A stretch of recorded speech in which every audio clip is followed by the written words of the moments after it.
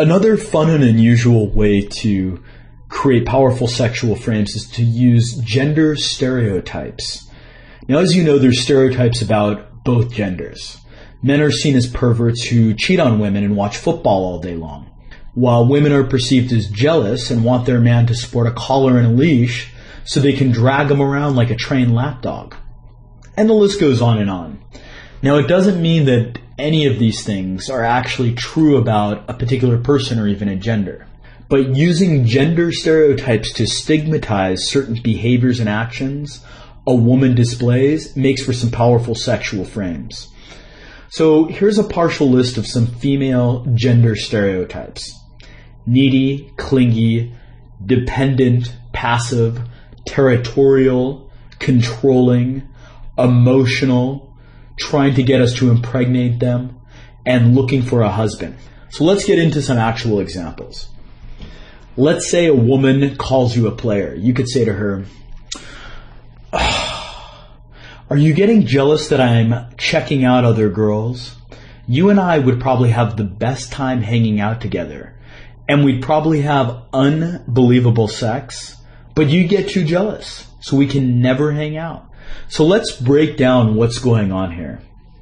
Well, what you've done is you've set the sexual frame that you and her would have the best time hanging out, but because of her jealousy, it would be a bad idea.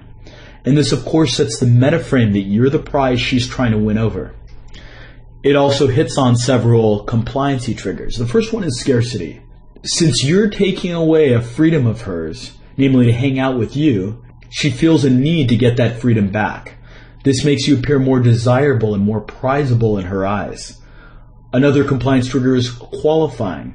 You baiting her with the two of you having the best time hanging out together and then telling her that she'd get too jealous compels her to convince you that either she's not jealous or that her jealousy wouldn't be an issue. Also, commitment and consistency is at work here. The fact that she has to come up with reasons why the both of you should hang out together is going to build legs to support her own belief on why she likes you and why she wants to hang out with you.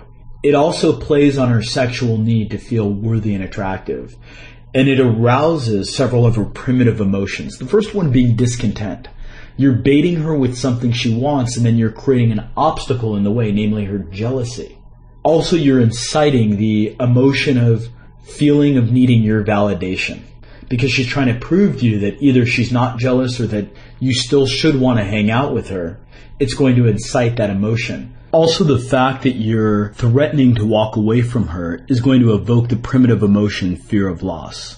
It also builds the perceptual filter of comfort. You're not forcing her to hang out with you. You're inciting her to come up with her own reasons why she should hang out with you. She's the one chasing you as opposed to you chasing her. And by forcing her to come up with reasons why she wants to hang out with you, she's building legs to support how much she likes you, which is going to make her feel more comfortable getting sexual with you later on. Also, if she either tries to prove to you that she's not jealous, or tries to give you reasons why the two of you should hang out despite her jealousy, she's seeking your validation. And as you know, when a person seeks your validation, you become an authority in their world and they feel more comfortable around you. And that's also going to help build the perceptual filter of comfort.